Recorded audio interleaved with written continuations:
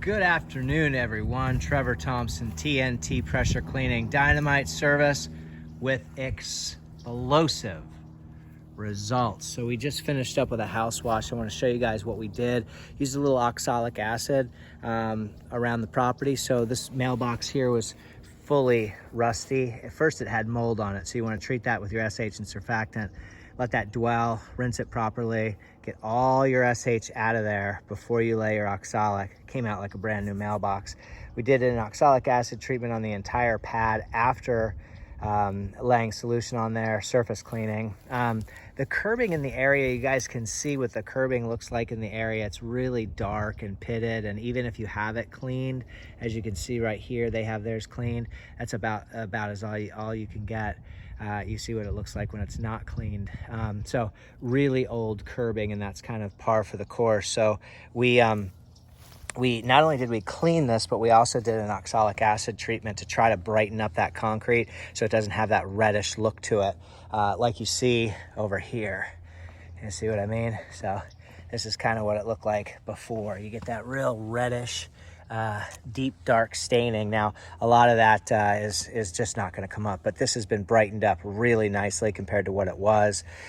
We did some oxalic acid treatment on the side too, some brightening to remove the rust iron and sulfur. I can suggest an acid wash and then a concrete sealer and maybe even a stain to make this driveway look absolutely brilliant, but this looks really good. Of course, it's still drying right now, and this little swale here, it's a drainage ditch that was all full of rust iron and sulfur there, so we treated that. But the primary reason for this video, I wanted to introduce something to you guys. We're in Florida, and there's a lot of mud daubers. And a lot of people say, oh, we can't, mud dauber nests, we can get the clay and the sand off, but what happens is you end up with some residual staining. Now, that's very true. Here's what you do. Wash it with a reducer tip, get it wet. Come in with your X-Jet, knock it down a little bit, use your X-Jet to pull some solution, about a 60-40 mix, lay some solution on there, SH and surfactant. Once that dwells for a little bit, rinse that off. That's the staining you're gonna see. And you're not done yet. Go get some Zepp purple degreaser. Put it into a spray bottle, a handheld spray bottle, and literally spray it on each individual mud dauber nest. Now, if you guys refer to the before video of this particular house, which either should be up or down, either way, I'll label them the same, you're gonna see this entire corner was flooded. Mud dauber, mud dauber, mud dauber, giant mud dauber nests, giant ones. It was all over here. That purple Zepp degreaser left barely a trace of those mud dauber nests. And I'll tell you, I forewarned the customer and let him know, more than likely, what I used to do is use a little peroxide and a Scotch-Brite pad and sort of scratch the surface, but you got to get up on a ladder. It's kind of a pain in the butt with all the work you have to do already. If there's enough daylight, fine. But I used the purple Zepp degreaser after doing my normal house wash mix and spraying it off. I do have a 45-degree lance that I'll show you that just hooks on to my high pressure ball valve that's on my reducer. So I don't use a lance or a gun. I use a 45 that's very small handheld. I'll go show you what that looks like, but check out that. I mean, all you can see is that corner. See that corner right there? You can just see that. You can see a little tiny bit, but really not much. Let me zoom out. I'm sorry, that's blurry. I mean, it came out really good. So just wanted to let you guys know that that is something that you can do.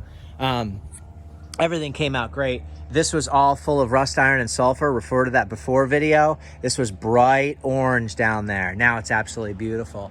All of your fascia, flashing, and soffits came out fantastic, even up there. Now you're gonna get a little orange drip through settlement. You can get up there with a rag and wipe that off, or you can just let the customer know that it will eventually disappear.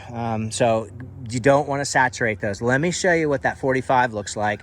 It's very short. It's a 1 foot 45, and I just simply hook this onto my high pressure ball valve that has my reducer, and that allows me to kind of get upright at an angle to sort of get those nests out. We'll take you for a quick walk around back, show you the rest of what we did. And it just came out fantastic. As you guys remember, soffits were filthy. I mean, check out that before video or look at some of my before and after pictures, and just tell me, remember, this thing was just full of green. So this was an area here that was just black. I mean, absolutely black. And you can see what those soffits look like now. And the flashing, fascia, soffits, walls, windows. Not a spider web, mud dauber, anything. No markings of anything left. So just wanted to show you guys that. I'll zoom out really quick. This was a big giant area here that we had to do that was full of rust iron and sulfur. I don't want to step any poop back here because this yard has a ton of dog poop, but I do want to walk you over to show you what those screens look like. The whole house just came out absolutely beautiful. Sorry, I'm not really filming. I'm staring down at the ground so I don't step in giant dog poops before I wrap up. But look how beautiful that is. You couldn't even see through these. They were so faded and nasty. Also, I used acetone and a rag to remove all of those chalk lines. He put a Sharpie chalk lines. It's called Sharpie marker or something like that. He gave me what it was so I could figure it out. Sharpie's made with alcohol. You can easily remove Sharpie with alcohol. I used acetone, put it on a rag. He put these vertical lines in white all down there. Now they've been cooked on there. And he did that so the birds would stop flying into his window and dying, but it didn't work. So he wanted those lines removed, and I did just that with acetone, a rag, up on a ladder, wipe, wipe, wipe. Then I took vinegar and I did all my windows, all the window with vinegar so that it would make it nice and pretty. But I'm gonna let everybody go. I'm gonna wrap up. It's been a big day, and I'm just happy that you guys are interested in learning about the art of exterior cleaning and checking out. So, you know, some helpful hints, tips, and tricks that I might be able to give you is totally awesome. And anything that you guys can do for me, networking is crucial and key in this industry, because you're going to run up against some things that you're unaware of. But here we are, Florida. Got the oranges in full bloom. Let's see, got some pretty ones over here. Look at that. So, all right, everybody, have a great day. Trevor Thompson, TNT Pressure Cleaning. Dynamite service with explosive results. Have a great day, everyone. I'm about to roll my hoses up and get home to nice dinner.